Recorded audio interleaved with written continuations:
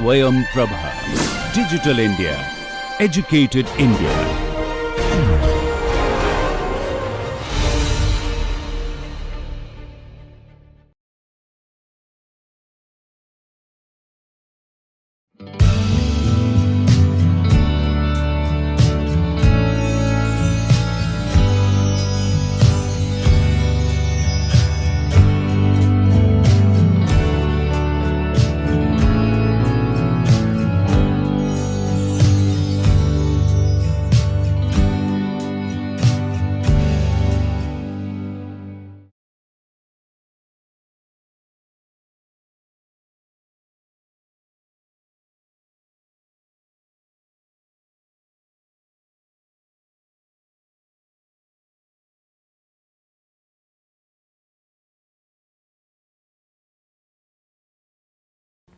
Dear learners, greetings from IIT Guwahati.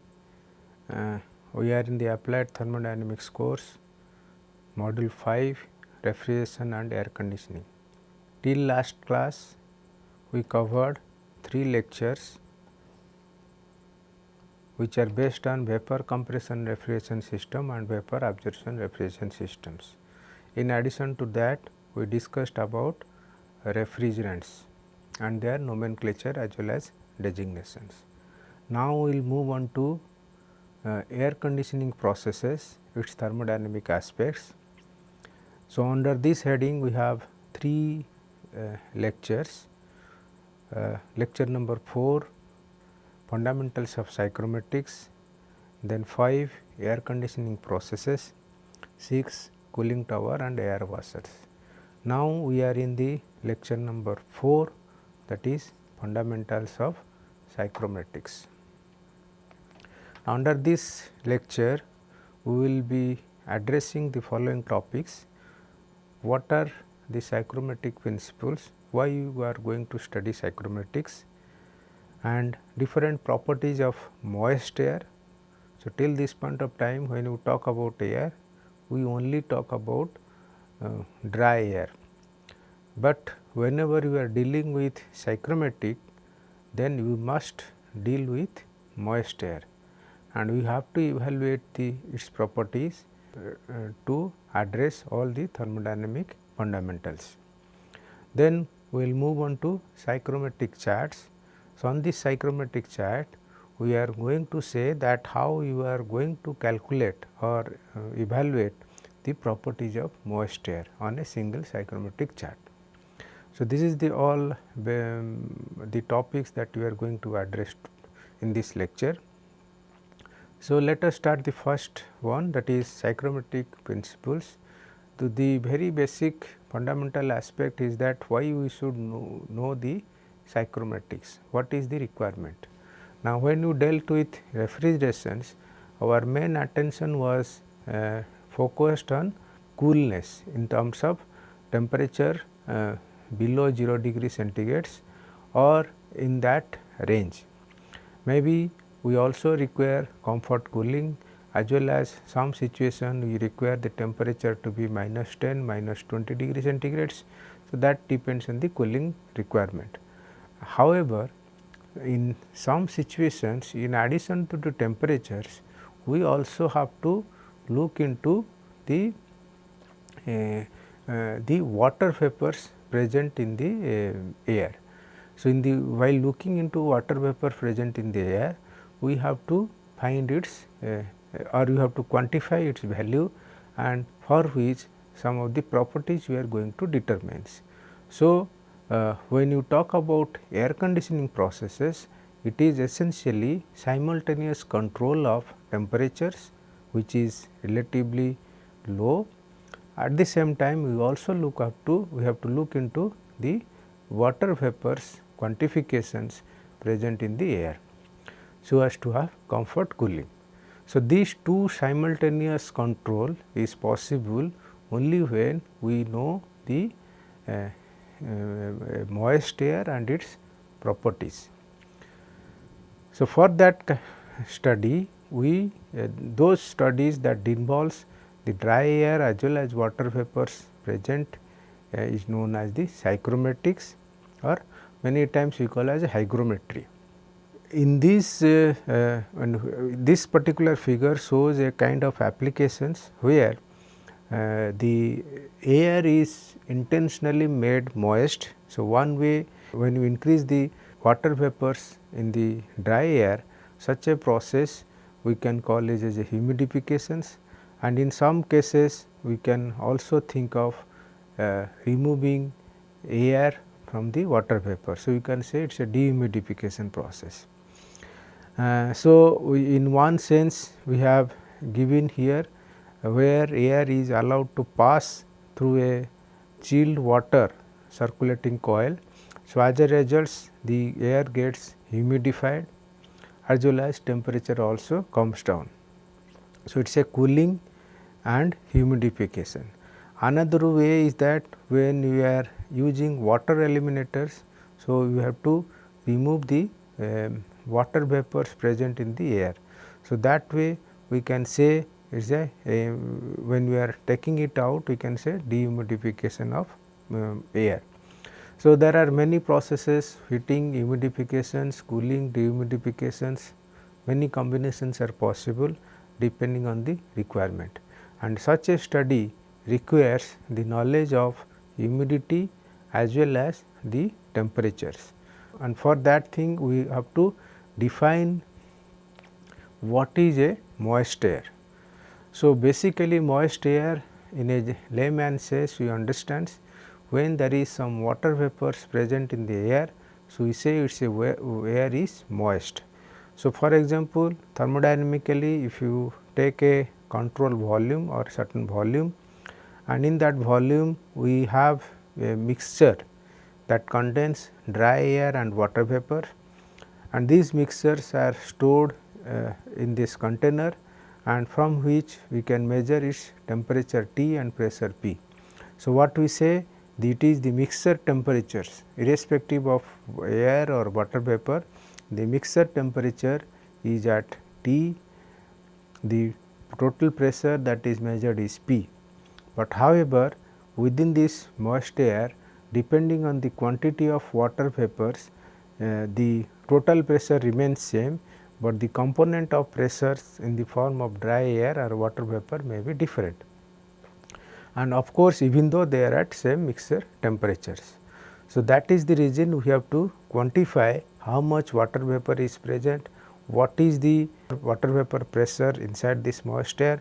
Such a study, to know the study, you have to know this moist air. So, one way to look at this problem is that in a sense that when you talk about water vapors, so in a and water is treated as a pure substance. So, we can say whenever we are in the saturated vapor region and beyond that saturated vapor region, when you deal with a mixture, then we can say we can use our steam table data to quantify the correct state or the magnitude of water vapor corresponding to that temperatures. And of course, since it is a vapor, we can also use this ideal equation of state for water vapors, in which we can say that m is the molecular weight of the mixture. When you say molecular weight of the mixture, we have to say dry air as well as the water vapors. So, you can use that equation of state to quantify or find out the mixture pressure. Another important aspect in the psychrometric principle, you have to recall this Dalton's law. In general, the Dalton's law says that if you have in a gas mixture, if there are n number of gases and they are kept in a container for which the total pressure is P and the temperature is T, that means the entire mixture is at a temperature T, and each gas has certain number of moles. So, gas 1 has N1 number of moles, gas 2 has N2 number of moles. So, each gas will have its components or its contribution in terms of the total pressure. So, and we call this as a partial pressures, and for gas 1, gas 2 and so on. So, likewise we have the total pressure is equal to sum of the partial pressures of each gas. So, likewise we can say P is equal to P1 plus P2 plus Pj plus even Pn. So, that is the basic principle what we call is as a Dalton's law, and this Dalton's law we can apply to our systems, and in our systems there are only two constituents, one is dry air, other is the water vapors. So, we can say the total pressure may be equal to the partial pressure of air plus partial pressure of vapors, and this partial pressure of air we can express in the form of mole fraction Y A into P, that means Y A is the component of number of moles of mixture for the air, and Y B is the number of moles for vapor. So, that way we can quantify this P A and P V, and ultimately when you put this ideal gas equation of state for air and water, we can write these equations. P A is the partial pressure for air is equal to m times R divided by M A into T divided by B. B is your total volume, T is the mixture temperature. Similarly, we also can find out the partial pressure of water vapor knowing the molecular mass of vapor, and of course, these P A and P B are evaluated at same mixture temperature T. So, this is how the Dalton's law is going to be applied for our study dealing with the psychrometrics. Then moving into next principle, what we call as a saturated air. Now, when you talk about moist air, air is a moist, that means water vapor is present in it. So, for such a systems, that means if you take water as a pure substance and recall our temperature volume diagram, in that temperature volume diagram we can draw this constant pressure lines in this manner.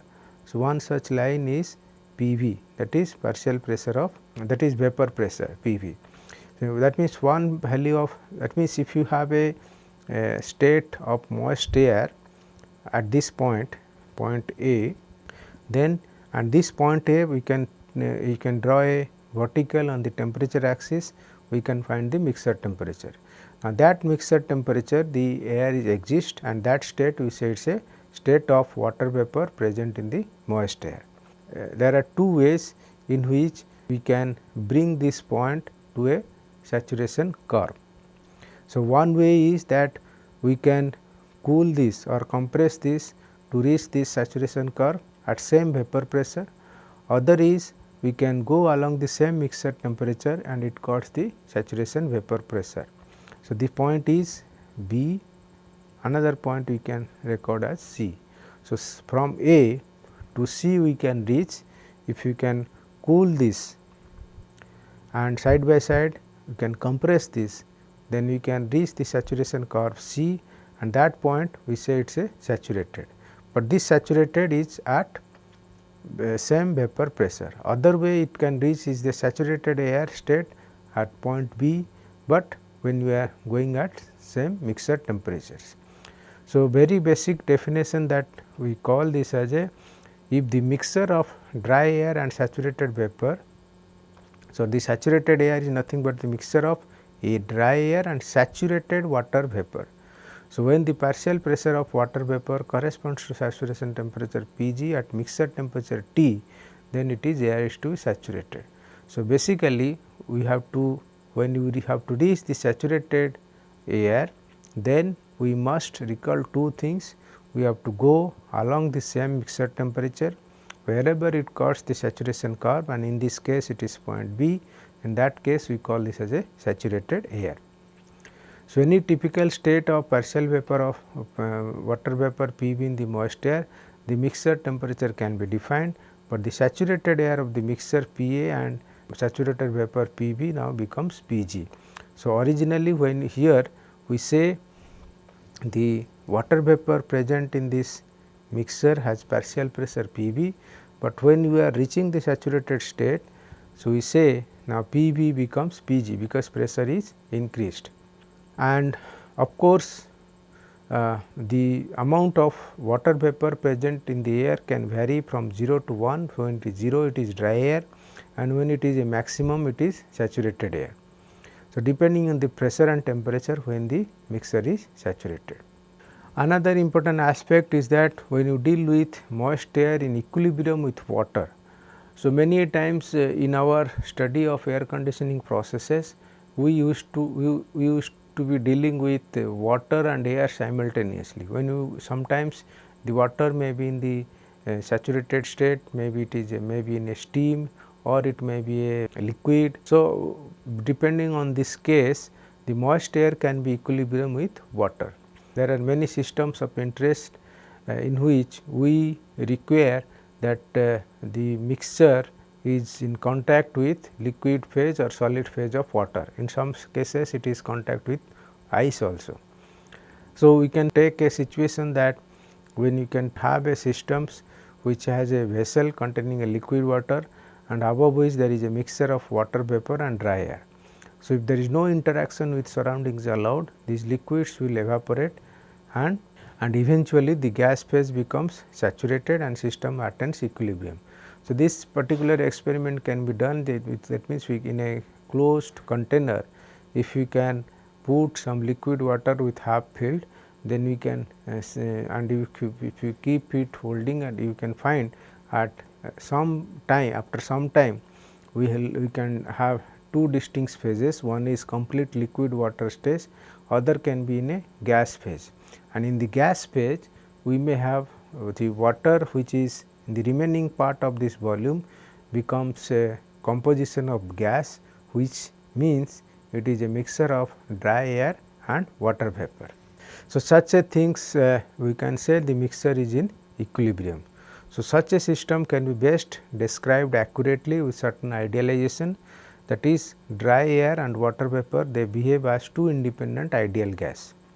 So, one thing we can say is that for this liquid water separate treatment can be done as far as the stream table is concerned, and they are saturated liquid state. And other things we can do it, that this gas phase we can separate one part as dry air, other part can be a water vapors. So, the equilibrium between liquid phase and water vapor is not significantly distributed by the presence of air. The partial pressure of water vapor is equal to saturation pressure of water corresponding to the mixture temperatures. So, these things we can make some assumption, so that we can model this moist air when it is equilibrium with water. Next thing we will move into psychrometric properties. The first properties that we are going to discuss is the humidity ratio. So, if you recall our analysis that we have a moist air composing having certain compositions, Na is and Ma is the number of moles and mass of the dry air, Nb and Mb as number of moles of water vapor and mass of water vapors, N and M are the moles of mixture and mass of the mixture. They are kept in a container. Now, how we are going to quantify? The first way of quantifications, now when you say quantifying, then we have to define its properties. There are two ways in which this moist air sample can be described. First one, by expressing in terms of moles of dry airs and water vapor present in it. So, we call this as a mole fraction. That means, in the mixture how many moles we can define. Other way is that we can express them by their mass, in terms of their mass. So, we call as a mass fractions. There are two ways, mole fraction or mass fractions. Now, when we say humidity ratio as one of the properties, it is the composition indicated by the ratio of mass of water vapor. That means, when we are expressing in terms of mass, so we say mass of water vapor to the mass of dry air. So, that means mv by ma ratio becomes the term what we call as a humidity ratio. And if you look at this expression, omega is the symbol that is assigned for humidity ratio, that is equal to mv by ma. Now, here this mass we can express from the ideal gas equation of state for water vapors. So, in terms of molecular weight, partial pressure of vapors, and of course, we have universal gas constant, and all these things are addressed because the total volume is fixed and mixture temperature is fixed. and this similarly we also can find out the mass of air. After simplifications, we are in the position that this equation gets simplified. We got a ratio of molecular masses for water vapor and air. So, we put their absolute values of vapor molecular masses, then we have PV and PA. So, PV, that means total pressure.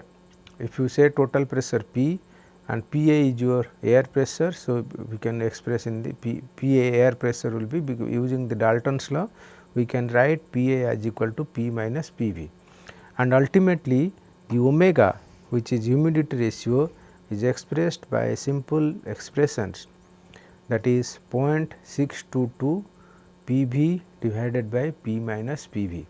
So, here the 0.622 terms arises because we have taken the molecular mass of water vapor and air ratio. So, this is how one way that we represent this in terms of humidity ratio. The other way of expressing these properties is in terms of relative humidity. So, in that case what we have to use, we have to take the ratio of mole fraction of water vapor in a given moist air sample to the mole fraction of saturated moist air sample in the same mixture pressure and temperatures. So, relative humidity is defined in that manner. So, if you say relative humidity phi, so it is a mole fraction for water vapor divided by mole fraction if the air is saturated and we are evaluating at mixture temperature T and P.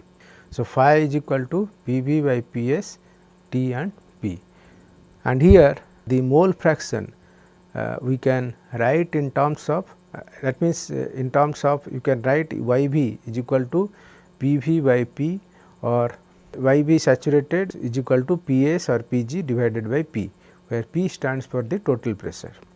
So, we can now here interestingly when you talk relative humidity it is unitless, whereas when you talk about humidity ratio it has some unit in the, and these units are expressed in kg of water vapor per kg of dry air. So, that is how it is defined. So, in a sense that although both numerator and denominator are kg, but since you need to separate it out for dry air and the moist air in the humidity ratio, then we have it is assigned a unit. But on the other hand, relative humidity does not have any unit, because it is finally expressed in one unit, that is bar, and phi the bar for the numerator and denominator gets cancelled. So, it is a unitless. The another term that is of interest is degree of saturation. So, this is nothing different, but you can mix these two terms relative humidity and humidity ratio, and to define this particular term. So, its two properties when were linked together, we call this as a degree of saturation, that is mu. It is nothing but the ratio of actual specific humidity to the specific humidity of saturated at mixture temperature is known as degree of saturation. So, mu is equal to omega, which is the actual specific humidity, and omega s, that means if the mixture would have been saturated, then it would have omega s.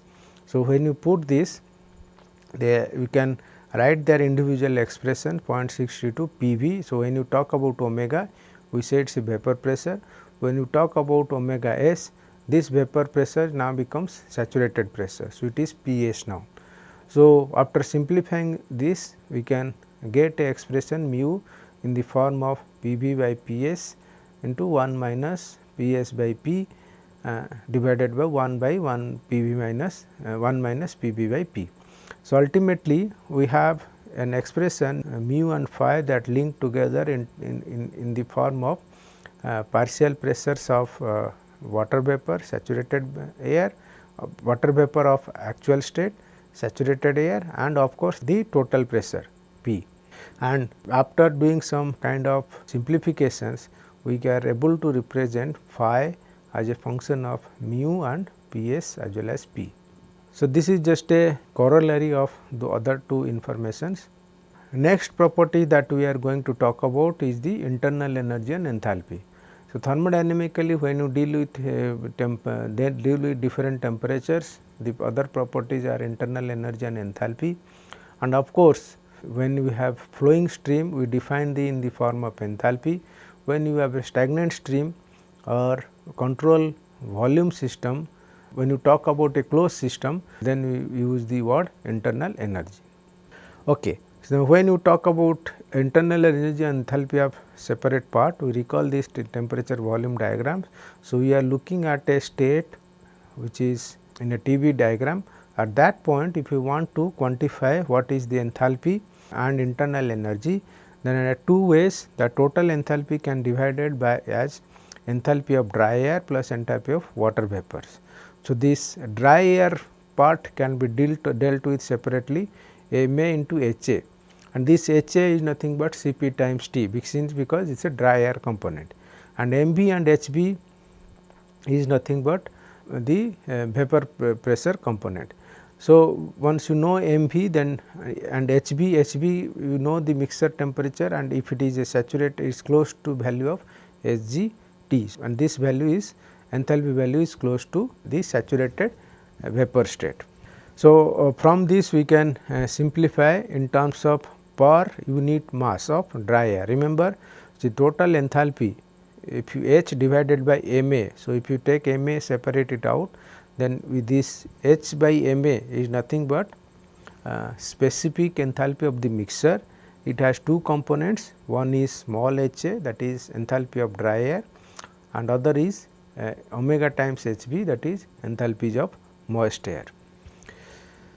Similarly, we also can have internal energy per unit mass of dry air as two components, internal energy for dry air and internal energy for water vapors, which is nothing but omega times UV, and this is how it is evaluated. And many a times we say, when you say UV, it is nothing but it is a saturated vapor state. So, it is a gas phase, and that is evaluated at mixture temperature, and this mixture temperature is nothing but this particular temperature at which, and that is can be located in the TB diagram. And similar sense we also have entropy. So, entropy has two components as well here, water vapors and dry air, and each components can be dealt with separately. So, in same sense the entropy of the mixture, that is per unit mass of dry air, is S by Ma. It has two component, Sa, that is for dry air, omega times Hb is for water vapor component. So, here the important aspect is that how to find out Sb, entropy of water vapors. Of course, for dry air component we can find out the similar way as you do in the thermodynamic aspects. Now, when you talk about water vapors, so you have to recall our this entropy equations, which is evaluated entropy between two states. So, here the two states are, one is the actual state, other is the saturated vapor at temperature, mixture temperature T and partial pressure PV. So, that is your actual state, but the corresponding reference point to take this difference is the one is if the mixture, if the air is saturated, it would have entropy Sg at temperature T and minus R times ln PV by Pg. So, PV is your vapor pressure and Pg is your pressure when the air is saturated or gas phase pressure. So, this things now becomes Sg times T R ln phi. So, in a way that we can able to express in this form. The next important property is dew point temperature. In fact, this is a very important properties, because we all come across dew in our day to day life, or condensed water vapors. They are part of day to day life, and mostly they happen in the winter, and these water vapors comes as a droplets on the grass during the winter, or sometimes the window panes when you deal with air conditioning systems. Now, what is this dew and why it happens? To understand this particular behavior, we can define this in the thermodynamic sense. First thing is that we take a container in which it consists of a dry air and superheated vapor state. That means, superheated vapor is there, that means thermodynamically we can fix in a temperature volume diagram at state 1. So, in a state 1, as if this is your thermodynamic diagram in which state 1 is defined, and this state 1 is nothing but a volume in which it contains mixture of dry air and superheated vapor. Now, what you do? We want to cool this. Now, if you want to cool this, there are two ways of cooling. Say one is I can go at a constant pressure. One of the method is that in a constant pressure based cooling. So, when I say cooling, so that means from point 1 if I start cooling, when I start cooling a specific volume drops.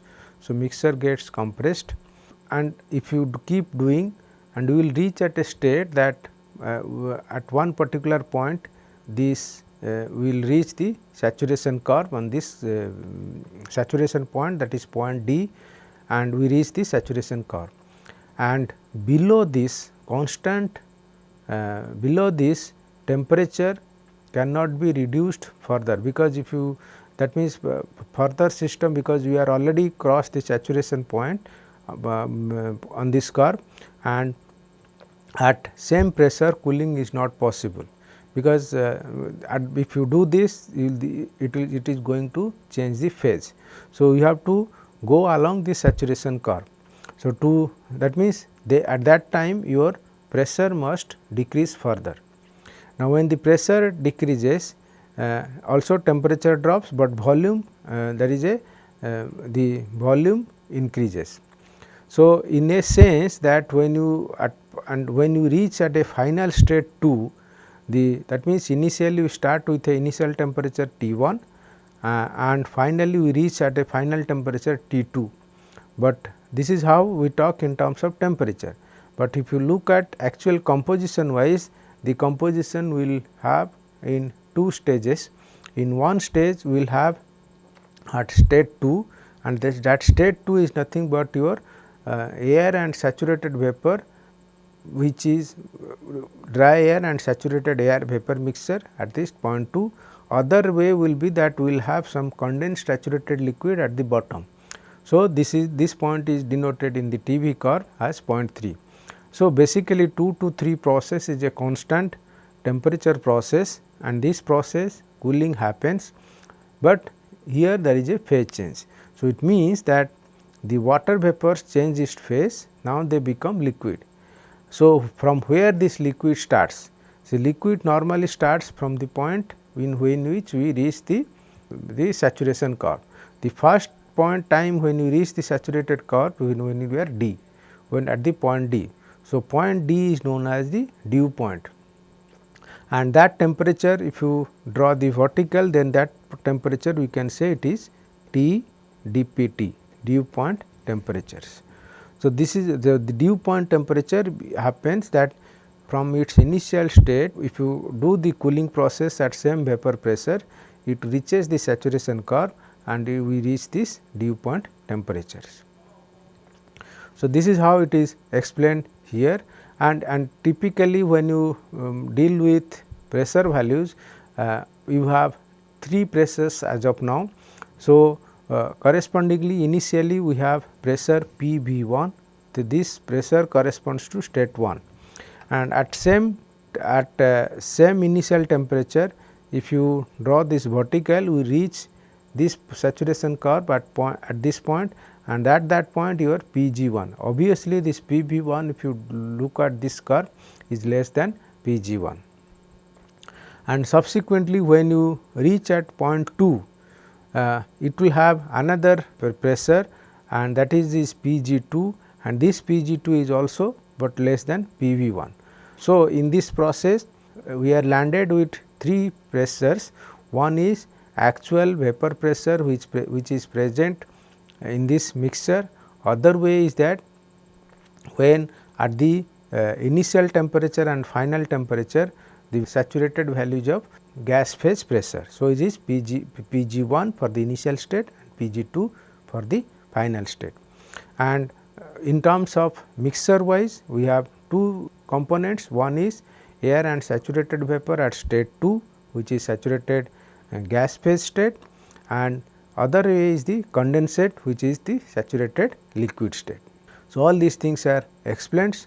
So, finally, the very basic bottom line is that owing to the condensation, the partial pressure decreases because the amount of vapor pressure present in the final state is less than the initial state. Since the amount of dry air remains unchanged, the mole fraction of water vapor in the moist air increases. So, this is the summary when you talk about dew point temperature. The another approach is that in our psychrometric properties discussion is adiabatic saturation temperatures.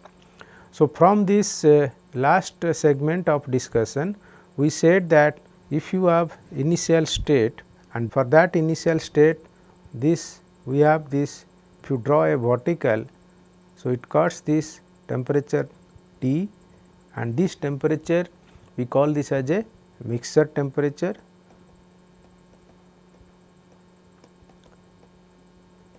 and normally this mixture temperature we call this as a dry bulb temperature. So, we say T, D, B, T. Now, in our last segment we discussed about the dew point temperature. So, in the same pressure PV, if you cool this gas, will reach at this point, and if you draw a vertical on this temperature axis, we reach dew point temperature T dPT. So, basically define two temperature, one is dry bulb temperature, other is the dew point temperature. The another way that we can define this temperature is that we can bring this point to saturation curve. Another approach we can use at adiabatic saturation. So, what does this physically mean? That suppose we have a moist air which is at certain condition pressure P, T and omega, and on this moist air we add water. Now, this moist air whatever state it may be, we keep adding it, so that the final state is the saturated mixture. And in thermodynamically what we say is that entire system is enclosed or given a perfect insulation, so that no heat transfer is possible from this moist air to these surroundings. So, it is a complete adiabatic process. Now, when you say complete adiabatic process, then how do you want to, how you are going to locate that state in this temperature volume curve. So, this particular way we define this, or we go along a dotted line, and this dotted line represents that it is a adiabatic process.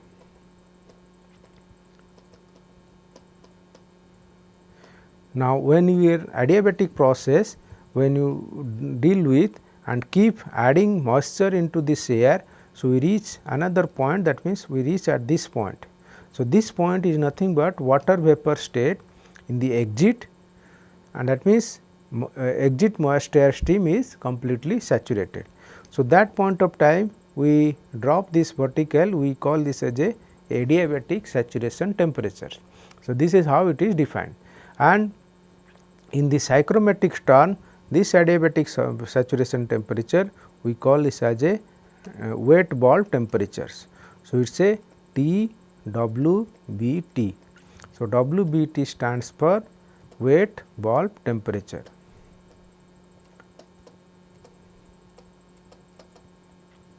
So, very basic fundamental understanding is that for a given state of mixture, there are three temperatures. One is when it is at mixture temperature, that is T dry bulb temperature. Other is we can have a wet bulb temperature.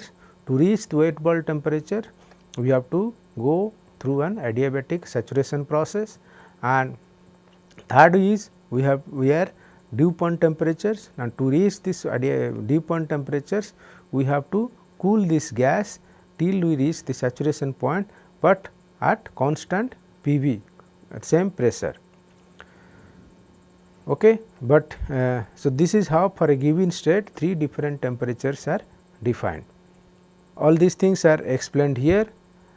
There are some thermodynamic relations that can be developed between the humidity ratio and adiabatic saturation temperatures.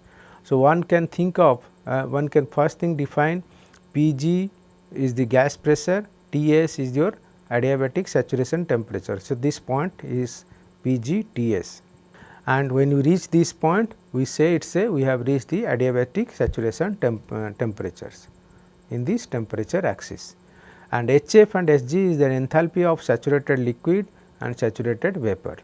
So, a steady flow energy equations can be applied for this model, where Ma times Ha plus Mb times Hb, that is your inlet state, and other inlet is the makeup water that gets added.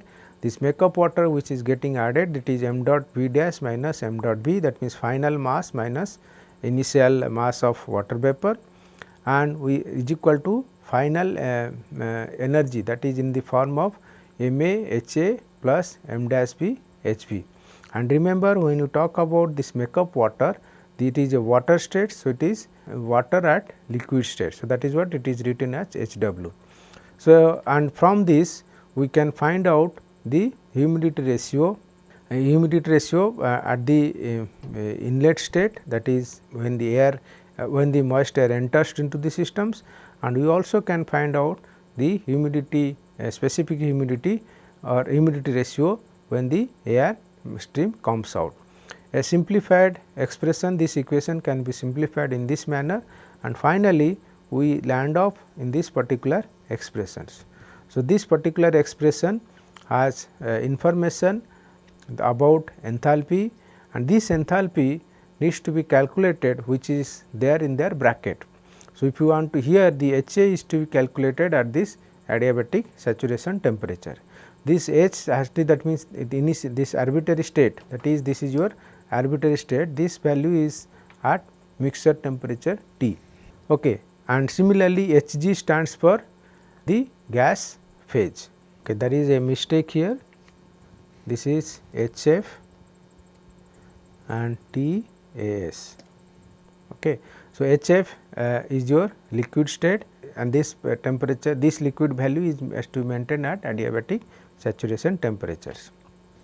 Okay. Now, till this point of time we discussed about all the psychrometric properties.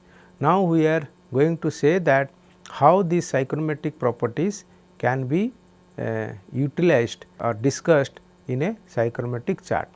So, a psychrometric chart is nothing but the locating the thermodynamic properties in a chart.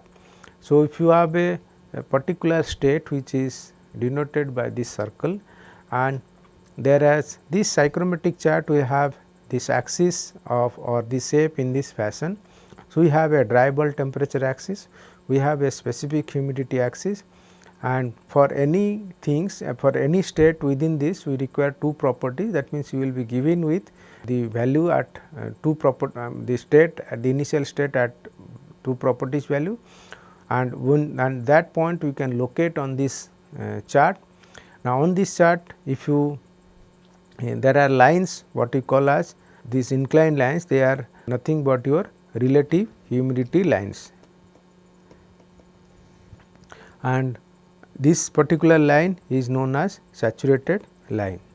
Now, from this point if you drop a vertical, we reach the dry bulb temperature on the temperature axis, and when you drop a vertical on specific humidity axis, we get the moisture content, and this wherever it cuts this inclined line.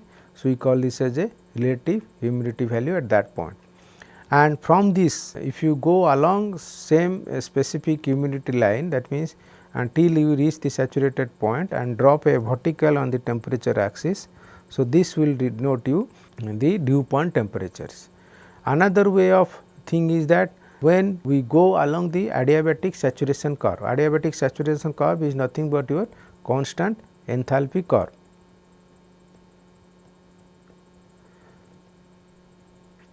So, if you go along this and reach the saturation point and drop a vertical, so this will give you T W B T, wet bulb temperatures, and this particular will be T D B T, dry bulb temperature, and at this dew point temperature we say T D P T. So, for a given state there are 3 temperatures, and there is another line which is goes in this manner, and this line is called as a specific volume line.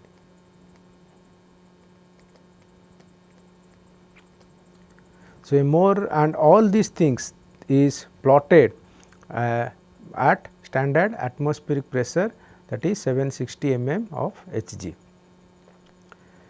and a more clear picture is shown here. You can see here for in a psychrometric chart how so this value will have same value of wherever you are. So, it will have same value of dBT, WBT and dPT, and the realistic version of a psychrometric chart is going to look like, where I have taken this from the book Moran and Shapiro, Engineering Principles of Engineering Thermodynamics.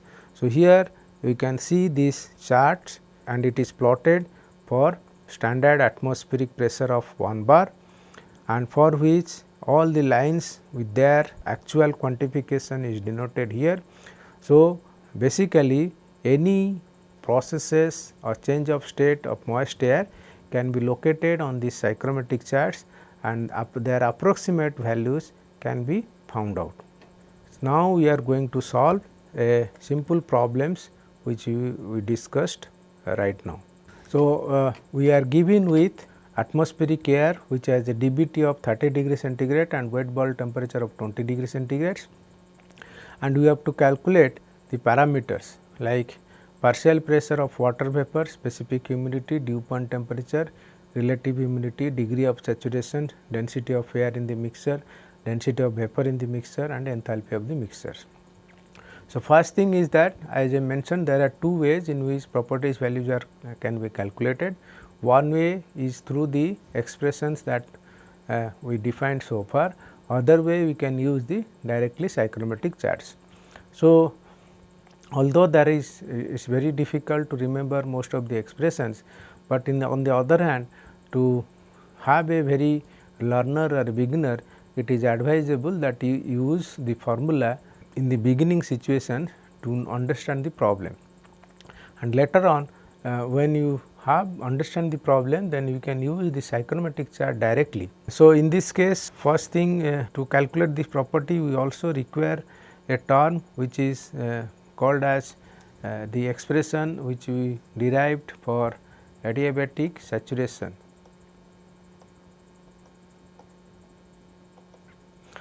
Although it is big expression to remember, but you do not have to remember when you actually deal with the psychrometric chart. So, there is a correction here, this particular term in the denominator will have HFTAS. Okay. Now, this why I have written here, because these things we require in our analysis. So, first thing that we have to say is that why we require in this, because we have to draw this psychrometric chart to locate this state.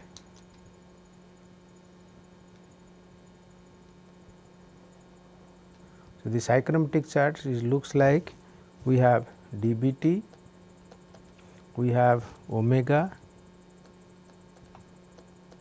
and we have state which is defined is this point, and the point 2 is nothing but your adiabatic saturation.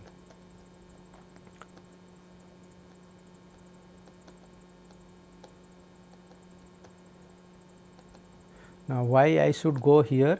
Because to calculate all these degrees of saturation and enthalpy, we require the corresponding values when the air is saturated.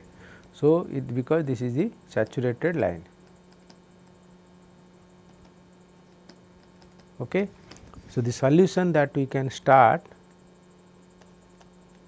is dBT is given 30 degree centigrade and WBT 24 degree centigrade. Now, first thing we have to find out this omega. So, here you have to use the what you have to use? You have to use the expressions that we know, the CPA. Okay. So, omega we can take as so first thing we have to say this point for point 2 omega 2 and it is at saturation curve. We can write as 0.622, it is Ps by P minus Ps. So, here you have Ps can be calculated, Ps is calculated at 24 degree centigrade saturation pressure. This we can calculate using steam table. So, at saturation temperature table of 24 degrees centigrade, we can calculate this Ps,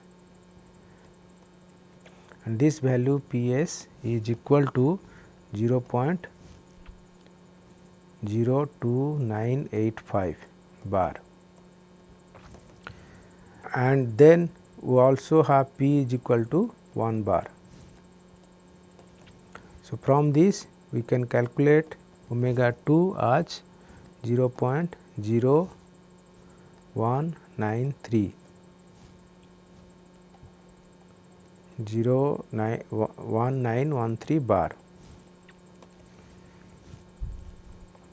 Then using this equation we can first thing what we are going to calculate omega 1. So, from this information we are getting back the information of omega 1. So, omega 1 we have two parts, this air part and the water vapor part.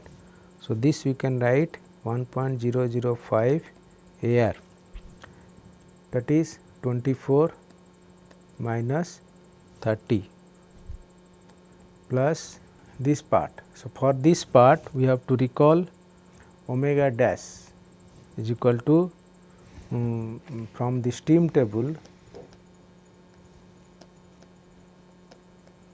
at 24 degree centigrade we can find out HFG2 is equal to 2447 kilojoule per kg, HF2 enthalpy value at liquid state 100.7 kilojoule per kg, and again at 30 degree centigrade.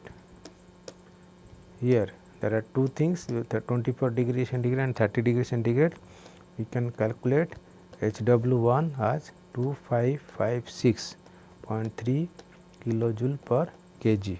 Okay. Now, when you put these expressions here, then we can write omega 1 from this 0.01913 into 2447.7 divided by 2556.3 minus 100.7. So, this will give you omega 1 as 0.0158 kg by kg of dry air. So, once you know the omega 1, then first problem that you can find out is omega 1 is equal to 0.622 Pv divided by P minus Pv. So, here P is 1 bar, Pv need to be calculated, omega 1 is this. So, we can find Pv as 0.025 bar. So, we have specific humidity, we have partial pressures. So, this is B, specific humidity, we have partial pressures. Then we have to find dew point temperatures. So, dPt can be found out. So, at saturation temperature at 0.025 bar. So, this is dPt is equal to 21 degree centigrade. Okay. The next thing is we have to find out relative humidity RH, that is phi, that is nothing but Pw by P saturated. Now, P saturated means at 30 degree centigrade. So, 30 degree centigrade steam table will give you P saturated as 0.04246 bar. So, this we get it from steam table. So, this then we can say phi is equal to, already Pw is known to you, 0.025 divided by 0.04246, that is 58.8%. Then E, degree of saturation. So, degree of saturation, it is mu, you recall our expression Pw into P minus Ps divided by Ps into P minus Pw. So, here P is 1.0132 bar, Ps 0.04246 bar and Pw 0.025 bar. So, this will give you mu will be 0.578. Next is density of air in the mixtures. So, density of air means rho A is equal to Pa by R Ta. So, Ta is your 30 degree centigrade, 303 Kelvin, R is 287, Pa is nothing but P minus Pw. So, Pw is this, so Pa would be 0.98825 bar.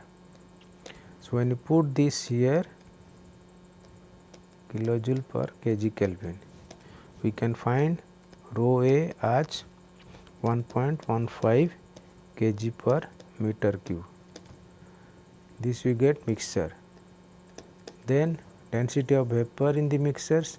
So, Pv is equal to omega, we know omega 1 times P rho A. So, omega 1 already you know 0.0158 into 1.15. So, this value is 0.01817 kg vapor by meter cube per dry air. Then last part is enthalpy. Enthalpy H is equal to HA plus omega times HW. So, HA and omega times HW, this is a function of temperature and this is a function of HA plus and omega HB. So, from this we can write this as Cp Ta plus omega times Hg plus Cpw into T dB T minus T dPt. So, when you put this value, all these values there, Cp for air and Cpw for water, Cpw is 1.88 kilojoule per kg Kelvin. So, from this when you put it, we will get enthalpy is 70.8 kilojoule per kg. So, this particular problem gives you entire information for a given state, that is 30 degree centigrade and 24 degree centigrade. So, the next problem that lies here, that for same problem we want to use this psychrometric chart. So, first thing 30 degree centigrades somewhere here and 24 degree wet bulb temperatures. So, we go along this and it cuts 24 degree, 21, 22, 23 somewhere here 70.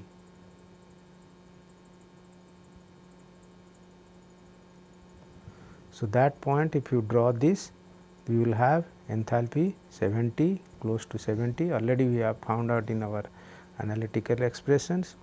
And this particular cuts it T WBT, and on this line if you go further we can reach T dPt. This is about 21 degree centigrade. dWBT will be about 23 degree centigrade, and from this if you drop a vertical, this is about omega 0.0158 kg by kg dry air, and this point we have RH, this relative humidity is about 58%.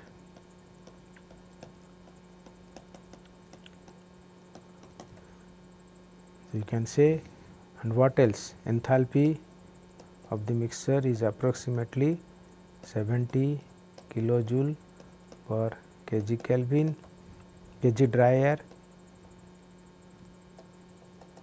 and of course, we can know this specific volume. So, specific volume at this line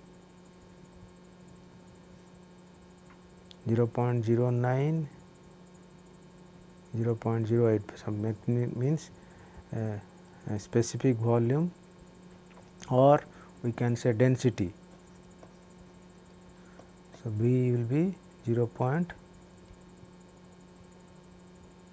So, if you look at this 0.9, 0.88, 89, close to 0.88 kg meter cube per kg dry air.